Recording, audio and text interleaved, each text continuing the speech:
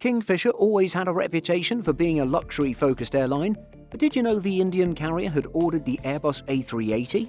However, the airline never took delivery of the 10 A380s it had ordered. Kingfisher marketed itself as being the go-to premium Indian airline. It offered in-flight entertainment in every seat, hot meals to all passengers, and comfortable seating. And this was just an economy. In domestic business class, the airline offered a 2-2 configuration with generous pitch and recline. It even had onboard ironing service on long flights, along with a fully stocked bar. With the tagline of "Fly the Good Times," Kingfisher aimed to recreate the golden age of flying. Kingfisher first ordered the A380 in 2005, soon after it commenced operations, and before it was allowed to fly internationally.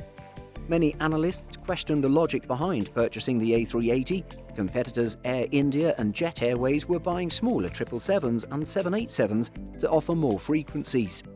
However, it seems Kingfisher was set on being the biggest Indian airline, regardless of the economics. In 2007, Kingfisher purchased Air Deccan, a low-cost carrier, to compete with other Indian budget airlines which were quickly growing. Under Indian law, an airline had to complete 5 years of domestic service and have a fleet of 20 aircraft before flying internationally. Since Kingfisher had only started flying in 2005, it would need to wait until at least 2010 before going international. The purchase of Air Deccan allowed Kingfisher to start international flights before it could do so itself.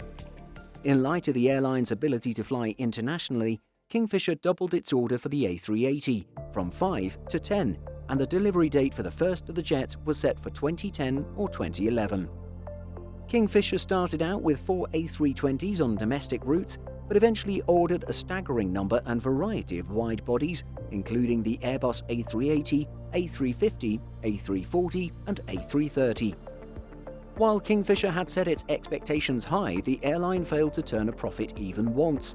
By 2011, when the first A380 was expected to be delivered, it became clear the airline was in trouble. Kingfisher ended up defaulting on nearly all of its aircraft orders, many of which were already painted and ready to be delivered. The order cancellation became a headache for Airbus, which suddenly had to find new buyers for older planes such as the A340, as well as reducing its order book. In October 2012, Kingfisher was officially grounded after failing to meet its financial obligations. The airline owes over $1 billion in outstanding debts to various creditors and its employees, while the airline's founder, Vijay Mallya, has fled the country, living as an economic fugitive in the UK since 2016. The Kingfisher A380 could have been truly an interesting aircraft, but as the A380 era comes to an end, the airline will remain one of many who did not take delivery of its Super Jumbo.